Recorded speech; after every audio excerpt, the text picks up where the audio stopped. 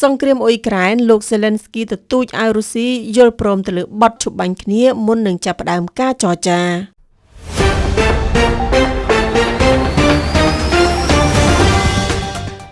ប្រធានាធិបតីអ៊ុយក្រែនលោក Volodymyr Zelensky បាននិយាយនៅក្នុងសេចក្តីថ្លែងការណ៍មួយ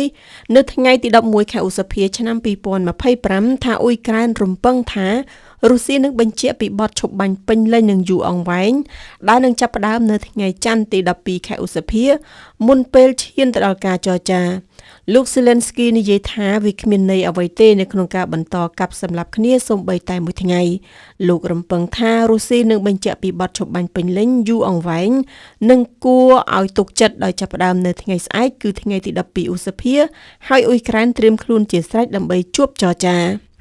លោក Zelensky មិនឆ្លើយតបដោយផ្ទាល់ទៅនឹងការអញ្ជើញរបស់លោក Vladimir Putin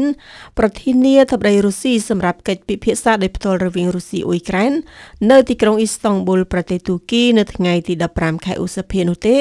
ក៏ប៉ុន្តែលោកថានេះជាសញ្ញាវិជ្ជមានដែលទីបំផុតរុស្ស៊ីបានចាប់ផ្ដើមពិចារណាទៅលើការបញ្ចប់សង្គ្រាម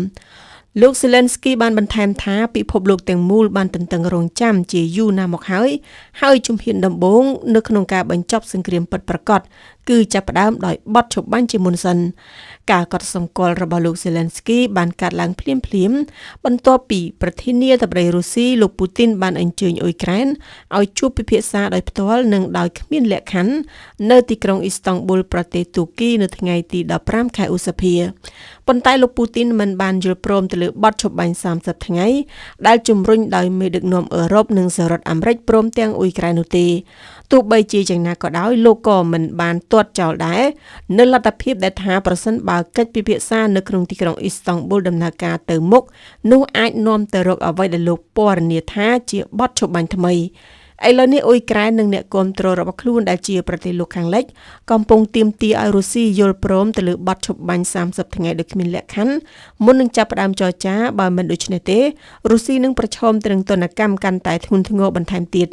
ចំណែកខាងរុស្ស៊ីកំពុងតែស្នើសុំការចរចាជាមុនដោយគ្មានលក្ខខណ្ឌហើយប្រសិនបើការចរចាប្រព្រឹត្តទៅដោយរលូននោះបទឈប់បាញ់ថ្មីអាចកើតឡើងតាមក្រោយដូច្នេះជំនួបផ្ទាល់រវាងរដ្ឋចំនួនទាំងពីរនៅក្រុងអ៊ីស្តង់ប៊ុលដែលស្នើដោយរុស្ស៊ីនៅតែមិនប្រកាសប្រជាដោយសារតែតថ្លៃមិនទាន់ត្រូវរើគ្នា